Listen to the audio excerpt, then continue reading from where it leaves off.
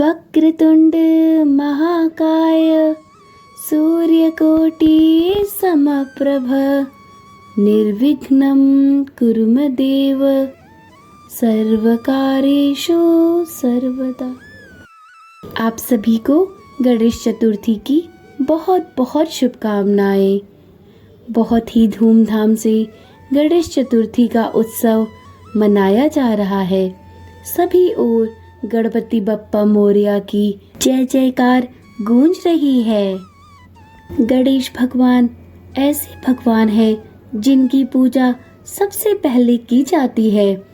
वैसे तो गणेश भगवान की पूजा प्राय सभी व्यक्ति करते हैं, परंतु महिलाएं इनकी पूजा विशेष रूप से करती हैं, क्योंकि ऐसी मान्यता है कि भगवान श्री गणेश की पूजा करने से पति की लंबी आयु और बच्चों को बुद्धि और बल प्राप्त होता है तथा ससुराल हमेशा खुशियों से भरा रहता है।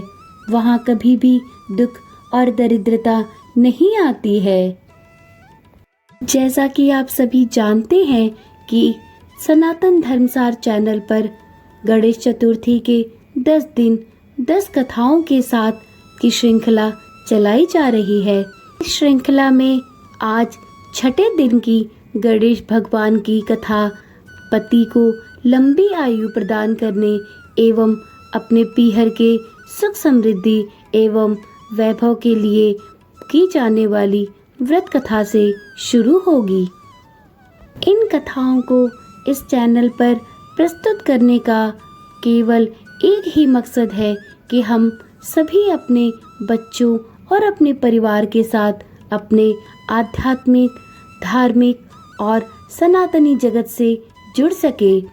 उम्मीद करती हूँ कि आप सभी को मेरा यह प्रयास पसंद आ रहा होगा। कृपया इस श्रृंखला को आगे बढ़ाने के लिए इस चैनल को अवश्य ही सब्सक्राइब करें। आपकी ये छोटी सी सहायता हमारे इस सनातन धर्म एवं इसके विस्तार में सहायक सिद्ध होगी। इसी उम्मीद के साथ कथा का प्रारंभ करती हूँ। आप सभी भक्तगणों से यह विनम्र निवेदन है कि कृपया इस कथा को शांत मन एवं प्रसन्न होकर सुनिए और अपने हृदय में इन कथाओं को सदैव के लिए आत्मसात कर लीजिए। एक समय की बात है, एक भाई बहन रहते थे। बहन का नियम था कि वह अपने भाई का चेहरा देख के ही भोजन करती थी। हर रोज वह प्रातः उठकर और शीघ्र ही सारा काम करके अपने भाई का मुंह देखने के लिए अपने पीहर जाया करती थी। एक दिन मार्ग में एक पीपल के नीचे गणेश जी की मूर्ति रखी हुई थी। उसने भगवान के सामने हाथ जोड़कर कहा कि मेरे जैसा अमर सुहाग और मेरे जैसा अमर पीहर प्रभु आप सबको दीजिएगा। यह कहकर वह आगे बढ़ जाती और जंगल की झाड़ियों के कांटों को पार करते हुए आगे निकल जाया करती थी। उसका यह लगभग प्रतिदिन का कार्य था। रोज ही वह पीपल के नीचे गणेश जी की रखी हुई मूर्ति की पूजा करती और गणेश भगवान से एक ही प्रार्थना करती कि मेरे जैसा अमर सुहाग और मेरे जैसा अमर पीहर सबको देना है प्रभु। यह कहकर वह रोज अपने पीहर को निकल जाती थी। एक दिन की बात है कि वह प्रभु की पूजा करके अपनी प्रार्थना करके जैसे ही आगे बढ़ी, जंगल की झाड़ियों के कांटे उसके पैरों में चुभ गए। किसी भी तरह से लहूलुहान होते हुए वह अपने भाई के घर पहुंची और भाई का मुंह देखकर बैठ गई। तो भाभी ने पूछा कि दीदी आपके पैरों में क्या हो गया है। यह सुनकर उसने भाभी को जवाब दिया कि रास्ते में जंगल की झाड़ियों से गिरे हुए कांटे पाँव में चुभ गए हैं। जब वह वापस अपने घर आ गई तो भाभी ने अपने पति से कहा कि रास्ते की साफ सफाई करवा दो। आपकी बहन के पाँव में बहुत सारे कांटे चुभ गए हैं। भाई ने तब कुल्हाड़ी लेकर सारी झाड़ियों को काटकर रास्ता साफ कर दिया, जिससे गणेश जी का स्थान भी वहां से हट गया। यह देखकर भगवान क्रोधित हो गए और उसके भाई के प्राण हर लिए।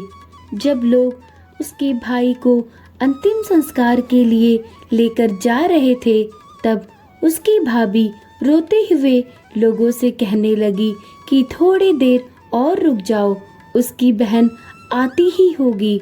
वह अपने भाई का मुंह देखे बिना नहीं रह सकती है, उसका यह रोज का नियम है। तब लोगों ने उससे कहा कि वह आज तो अपने भाई का मुंह देख लेगी, पर कल से कैसे देखेगी। रोज दिन की तरह बहन अपने भाई का मुंह देखने के लिए अपने ससुराल से जंगल के रास्ते पीहर को निकल पड़ी। तब जंगल में उसने देखा कि आज सारा रास्ता साफ किया हुआ है।